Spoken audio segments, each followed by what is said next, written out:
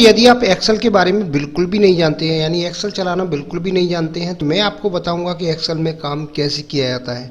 बिल्कुल beginner level से आपको बताऊंगा। मेरे साथ आप बने रहिए इस वीडियो में शुरू से आखिर तक।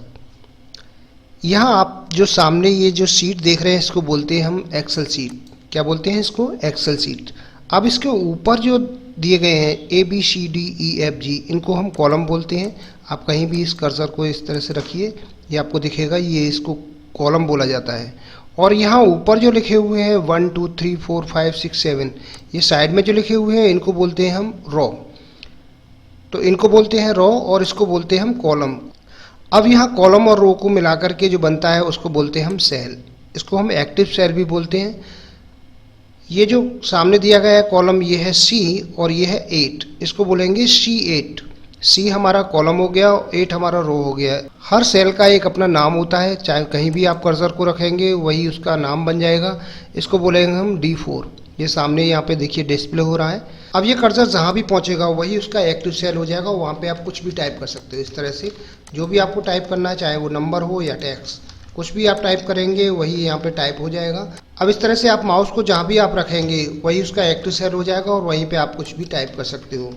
अब आगे बढ़ते हैं और देखते हैं कि ये जो हमारे कॉलम है इनको हम बड़ा कैसे करते हैं। आप अगर यहाँ से आप बड़ा करना चाहें तो ये कॉलम बड़ा नहीं होगा।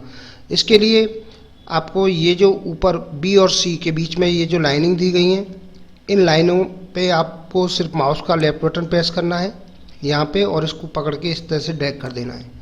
आप ऐसे इसको बड़ा कर सकते हैं, ऐसे इसको छोटा भी कर सकते हैं। इस प्रकार से आप अपनी इच्छा के अनुसार एक एक कॉलम को आप छोटा कर सकते हैं। ऐसे ही आपको रो को अगर बड़ा करना है तो आप रो को भी बड़ा कर दीजिए। यहीं से आपको रो को भी ऐसे ही खींचना है।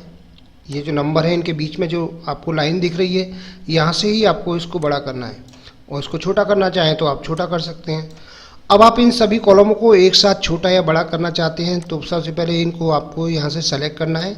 सेलेक्ट करने के बाद में आपको बस एक कॉलम को, किसी को भी आपको छोटा या बड़ा इस तरह से आपको यहाँ पे ड्रैग कर देना है। तो जितने भी कॉलम हैं सभी एक बराबर के हो जाएंगे। ऐसे ही आपकी ये जो रो है, रो को अगर आपको बड़ा या छोटा करना है, आपको अगर इनको बड़ा करना है तो इस तरह से आप इनको खींच दीजिए पकड़ के, और इनको अगर छोटा करना है तो आप फिर से इसको यहाँ से पकड़िए और इसको यहाँ से खींच दीजिए। तो ये सभी रो एक बराबर की हो जाएंगी। तो किसी भी कॉलम को या किसी भी रो को एक एक करके भी आप बड़ा कर सकते हैं या छोटा कर सकते हैं, या एक साथ आपको बड़ा या छोटा करना है तो सबसे पहले इनको सेलेक्ट करना है। सेलेक्ट करने के बाद में यहाँ बीच से कहीं भी आप उसको छोटा या बड़ा कर सकते हैं। अब यदि आप कॉलम और रो के बारे में जानकारी प्राप्त करना चाहते हैं कि कितने कॉलम और कितने रो हैं, तो बहुत ही आसान तरीका है। ये जो आपको यहाँ पे कॉर्नर दिख रहा है, इस पर माउस का लेफ्ट बटन प्रेस करना है। 10,48,576 रो हैं और 16,384 कॉलम हैं। इस प्रकार से आप कॉलम और रो के बारे में जानकारी प्राप्त कर सकते हो। अब यदि आप कॉलम के बिल्कुल लास्ट में जाना चाहते हैं तो कंट्रोल के साथ में आपको राइट एरो की को प्रेस करना है। तो यहाँ सबसे लास्ट में देखिए, ये जो आपको दिख रही है XFD, ये सबसे लास्ट हमारा कॉलम है। अब यदि आपको रो के लास्ट में जाना है तो कंट्रोल के साथ में डाउन एरो की, इसको आपको प्रेस करना है। तो ये 10,48,576 हमारी रो है। तो इस प्रकार से रो और कॉलम के बारे में आपने जानकारी प्राप्त कर ली है। अब यहाँ पे कुछ टेक्स्ट और आपको नंबर दिख रहे हैं, इनको आपको यदि बोल्ड करना है, इनको अगर गहरा करना है तो यहाँ पे बोल्ड वाला ऑप्शन है, इससे आप इनको बोल्ड कर सकते हैं। यहाँ से इनको इटैलिक कर सकते हैं और यहाँ से इसको अंडरलाइन कर सकते हैं। इनको हटाना हो तो एक बार फिर से क्लिक करेंगे, अंडरलाइन यहाँ से हट गई, इटैलिक वाला ऑप्शन भी यहाँ से हट गया और बोल्ड वाला भी ऑप्शन यहाँ से हट जाएगा। एक बार कमांड लगाने पर कमांड लग जाएगी, यानी बोल्ड करना चाहें तो एक बार क्लिक कीजिए माउस का लेफ्ट बटन और उसको फिर से हटाना है तो फिर से माउस का लेफ्ट बटन प्रेस करना होगा।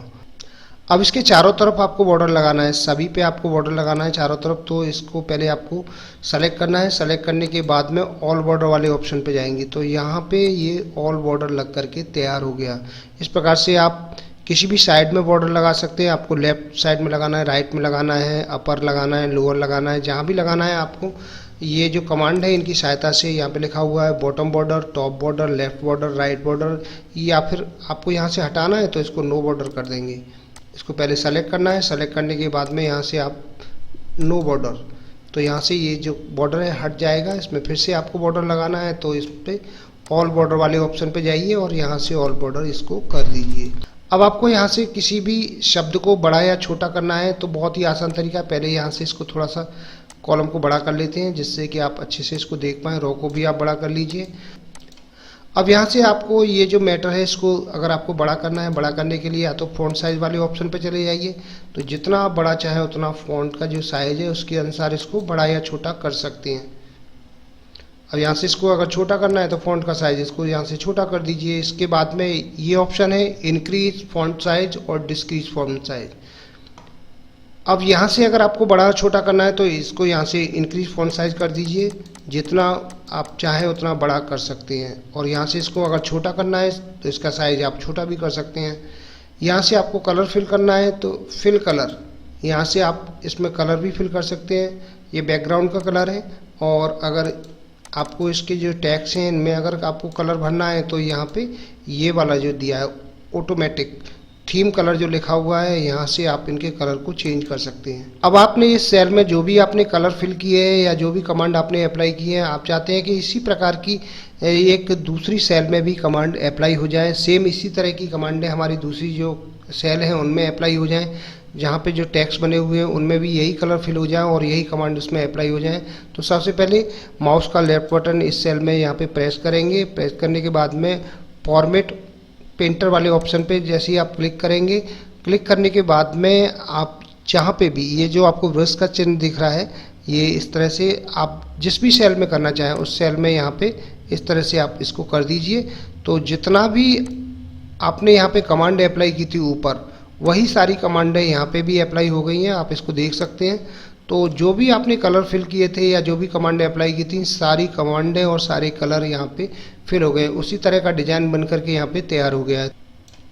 अब यहाँ से ऊपर आप देखिए ये जो आपको मैटर दिख रहा है, इसको आपको अगर सेंटर में ले जाना है, राइट में ले जाना है, लेफ्ट में ले जाना है, इसको आप देखिए यहाँ से सबसे पहले इसको सेलेक्ट कीजिए। सेलेक्ट करने के बाद में ये जो मिडिल अलाइंस है इस पर आप जैसे क्लिक करेंगे मिडिल हो जाएगा। यहाँ से इसको सेंट्रल करना चाहें सेंट्रल कर सकते हैं, राइट करना चाहें राइट कर सकते हैं, और इसको आप बॉटम में ले जाना चाहें तो बॉटम में भी ले जा सकते हैं, लेफ्ट करना चाहें लेफ्ट कर सकते हैं, मिडिल में और ये सेंटर में, इस तरह से आप इसको रख सकते हैं।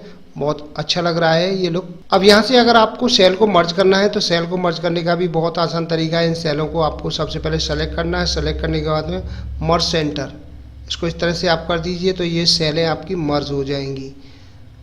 बहुत ही अच्छा तरीका है सेलों को मर्ज करने का। और अगर किसी एक सेल को, मान लीजिए आपने ये सेल सेलेक्ट कर रखे हैं और आप एक साथ सेलों को मर्ज करना चाहें तो ये मर्ज एंड सेंटर वाला ऑप्शन है, इससे आप कर सकते हो।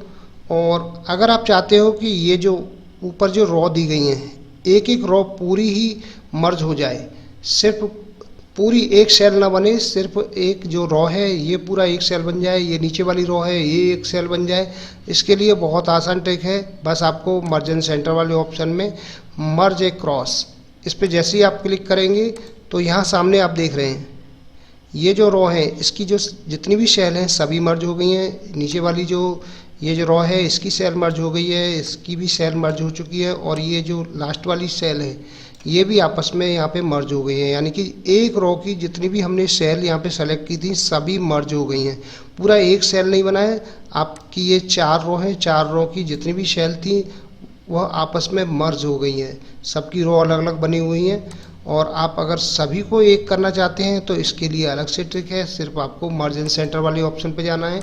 तो ये इस तरह से आप सभी सेलों को मर्ज कर सकते हैं। यहाँ पे सिर्फ एक रॉ की जितनी भी सेल हैं उनको ही मर्ज किया गया है। इसके लिए जो कमांड है वह है मर्ज एक्रॉस। ये जो कमांड है इसके द्वारा आप किसी भी रॉ की जो सेल हैं उनको आप मर्ज कर सकते हैं। अब यहाँ पे मान लीजिए मैंने कुछ टाइप किया है, इस तरह से मैं कुछ टाइप करता हूँ और ये जो एक सेल है इस सेल से बाहर ये मैटर निकल रहा है। अब हम चाहते हैं कि ये जो मैटर है इसी सेल में रहे, चाहे वो नीचे की तरफ आ जाए लेकिन आगे ना बढ़े, दूसरी सेल में ना जाए। तो इसके लिए आपको करना क्या है, सबसे पहले इस सेल को यहाँ से सेलेक्ट करना है और ब्रीफ टेक्स्ट वाले ऑप्शन पे जाना है। अब आप जितना मैटर चाहें, जितना चाहेंगे उतना मैटर यहाँ पे आप टाइप कर सकते हो, लेकिन ये इस सेल से बाहर नहीं जाएगा, नीचे की तरफ टाइप होता रहेगा लेकिन बाहर नहीं जाएगा। तो ये ब्रीफ टेक्स्ट जो है बहुत ही कमाल की कमांड है।